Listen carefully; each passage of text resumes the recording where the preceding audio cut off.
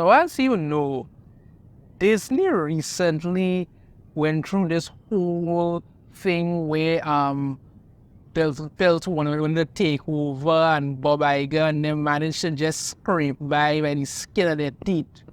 That's it. And once that was over, it was back to business as usual. Dive straight back into all the nonsensical crap that is causing them to lose millions of dollars, most likely over billions by now. The money that they continue to lose, and yet they will not stop. Because like I've stated many a time, these companies have been infiltrated by activists who want to push an agenda and watch everything burn, and these people do not care. They do not care what it is you may think, what it is you may care about. As far as they are concerned, your life, your everything is of no concern to them whatsoever, as long as they could just continue to do whatever the hell they want to do. That's it. That's all that they figure they need to keep doing. That's it. So let's get into the update about X-Men. Not X-Men 97, the upcoming MCU X-Men. And guess what? They've learned nothing. New rumor has it that they want to go right back into turning it all into X-women, because that's what the fans want. And when they walk away, no, they're just a bunch of sexists. Dive into this here. This article comes from Bounding Into Comics. Rumor: despite audiences growing tired of girl boss stories, Marvel Studios still wants upcoming X-Men film reboot to focus on female mutants. God forbid it focus on the X-Men as a team. No, time to focus on the female mutants and sit there and wonder why everything is crashing and burning around you. Yep, that's what we're gonna do. In seemingly proving that the studio has learned nothing from their own failures, because they haven't. They haven't. They have learned nothing. Absolutely nothing. Like I say again, these companies have been infiltrated by activists. And like the line in Lost Boys, when never let a vampire into your home, silly boy, it renders you powerless. That's what has happened. That is what has happened here. They have gone in there and they're not planning to stop. Let's continue. Despite the ongoing rejection of the tired girl boss narratives typical of recent media productions, a new rumor suggests that Marvel Studios is still hoping to center the upcoming X-Men film reboot on the team's female members. I can't wait to see Jean Grey bitch slap Wolverine and Cyclops, because that's what they're going to do. It's not, I think they're not even having these women be women anymore. They must be these girl boss, ball busting type who better at everything than the men and constantly have to look down on them. I mean, constantly have to look down on them. Because when you put in this entire film, you know what's going to happen? Storm is going to berate Charles Xavier, throw him out of his wheelchair and tell him, you know what, drag yourself up there, you no good man. That's what they're looking to push. That's it. And they probably wouldn't do that, man. They're saying. Yep. All the female members here is what they're going to push. Word of Marvel's feminine creative intent for the MCU debut of their merry band of mutants was first raised to the public by noted scooper Daniel R.P.K. Richtman. This was back when they first put out here. They have here. Marvel Studios' current plan for the X-Men reboot includes focus on the female characters, Mr. Sinister as top choice for main villain, no Magneto involved to differentiate it from previous films. Finally, this sounds so promising. I did a video on this. I talked about how, the focusing on the female characters was a massive mistake. I do not have a problem with Mr. Sinister as the villain when done right, not the Mr. Sinister that we're getting now. I think people have to remember Sinister is an evil mutant geneticist. He's not like some, badass fighting type kind of thing. He could do certain things, but that's not what he does. And the fact that they're not gonna have Magneto early on, okay, no problem. But focus on the female characters, big mistake. And though as noted above, the months since his initial report, I've seen more and more audiences finding themselves rejecting such tired attempts at shoehorning in pop feminist girl boss angles into their storytelling.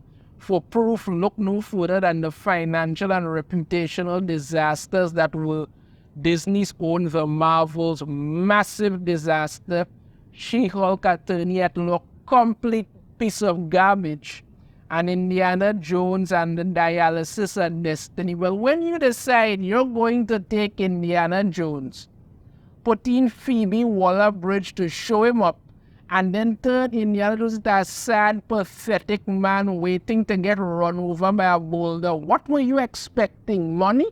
God, come on. A recent update from Rickman suggests that Marvel is still moving forward with the X-Women concept. Of course they are. Of course they are.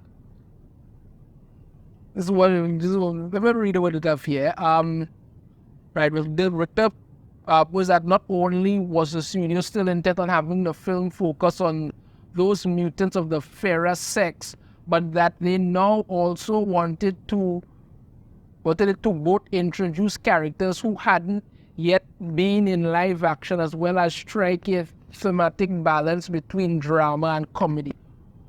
You want to introduce characters who hadn't yet been in live action. Who's left? That's the big question here. What other female mutant character is left from the film that you haven't shown? You've shown Jean Grey, Storm, Rogue, Shadowcat, Psylocke, Blink. Who else? Emma Frost. Hell, even Magic. Who else is left? What other female mutant character from the clip is left that you could really put on screen? Who? Hope Summers? If you decide to put Hope Summers on there, you have to do a really good cable movie, unless decide to change up the game, which will really make it even more shit. Who else is there left? Like what? Honey Badger? There's nobody else left. There's a reason only some of these characters are really popular. And again, as I say, they only work on teams. Nobody wants to sit around and read a book about, I don't know, Rogue doing something. If they put out a book about Storm, a miniseries, maybe the first 2 issues people may read, but after that, nobody's gonna care. What about Jean Grey? Nobody gives a shit in that regard. The only X-Men that can carry a book on their own is Wolverine. That's it. That's really it. And there is a reason Wolverine to do that, because he's the best at what he does, and what he does isn't very nice. But I'm just saying, that's what's going on. But when you decide to say that you want to put in and introduce characters who hadn't yet been in live action, who is left? Who is left? You've done everybody. Practically every popular mutant character you've done, and even the one that aren't so popular. Who you say you want to put in? I honestly can't even think of anybody else offhand at the moment, honestly. But this is what you want to do. Marvel Studios reportedly want their X-Men reboot film to focus on the female characters. Yes, because when you haven't lost enough money, you also want to introduce characters we haven't seen in live action yet alongside the original members. Like I said before, who in God's name is left to do that? Marvel Studios is reportedly looking for a writer who can handle both comedy and drama for the upcoming X-Men reboot film. It seems like they don't want the film to be purely comedic. And because when you turn everything into a running freaking joke, like they've done with practically every MCU project since Endgame, practically a running freaking joke. Look no further than Thor: Love and Thunder, the worst MCU movie and possibly superhero movie of all time. Every 3 seconds in that movie was some kind of ridiculous joke that had no bearing whatsoever to be there. The movie was an absolute disaster. It was terrible. But no, you all can't stop it because you want to put as much comedy crap into it. The reason some comedic elements worked when the MCU was good was because they worked well into the story that you were telling and you weren't bombarding it with it. You can have certain pockets of comedy as long as it does not destroy from what's there. As of writing, neither Marvel Studios, Rickman, or any other scoopers have provided any hints or confirmation as to which female mutants may appear in the X-Men's next Silver Screen adventure. However, given her establishment, oh god, as the MCU's first official mutant in the first season finale of a solo series, it's more than likely that Kamala Khan, incarnation of Miss Marvel as portrayed by fan favorite actress Imam Vellani, will make at least a cameo appearance in the film. Now, I have nothing against Imam Vellani. I've never heard anybody say anything bad about her. I don't know her personally, nothing against her, but come on. This was a horrible series. I said so early on, proven true again. The fact that you made her a mutant, biggest disaster you could have done, and it just continues to pound upon the fact that this is just garbage. That's it, just absolute garbage. Nobody wants to see Kamala Khan as a mutant. Nobody wants to see Kamala Khan as Miss Marvel, period. That's it. Further, in lending credence to Rickman's scoops, it should be noted that Marvel Studios has a well-established history of undertaking such ham-fisted measures to bolster the franchise's female representation, as evidenced by the well-established history of gender-swapping male characters as seen with Ghost, Disaster, Captain Marvel, Bigger Disaster, and Taskmaster. Crap that made no sense, that was also a disaster. Insulting said male characters. Remember when Jane Foster was deemed the more capable wielder of Mjolnir than Thor himself in Thor: Love and Thunder, and forcing eye-rolling girl power movements into their set pieces as seen during the Battle of Earth and Avengers Endgame? Think about Jane Foster as Thor. It made no sense in the comics. It made no sense in the MCU.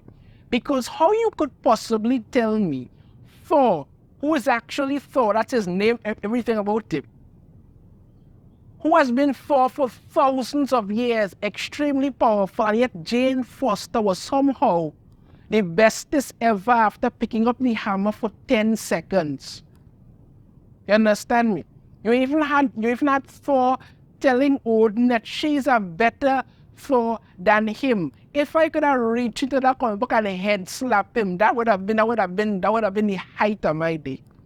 It made no sense. The same way this X-Men girl power thing will make even less sense. At current, Marvel has yet to publicly provide any official information, including plot details, casting choice, and a potential release date regarding the upcoming X-Men film. Look, here's the thing. Here's the thing, people. Nobody wants girl-powered X-Men. Nobody. Marvel is determined to do this because this is the agenda that they want to push. It's not about making good movies anymore. It's about pushing an agenda. These characters work well when they're on teams for a reason. For a reason. Not because you need to try and justify your own crap. That's not how it works. And the question needs to be asked, how much money are you really prepared to lose before you decide to stop? At this point, They're going just go bankrupt, and the people who run it will still be happy.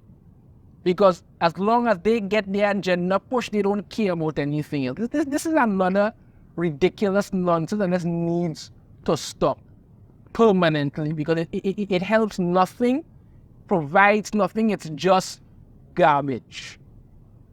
You know your thoughts on this in the comments. You have a different opinion, I'd love to hear it. If you like the video, you should hit that thumbs up. Subscribe if you haven't already. Ring the notification bell to be notified every time I put out a new video. And I shall see you all next time. Take care. Audio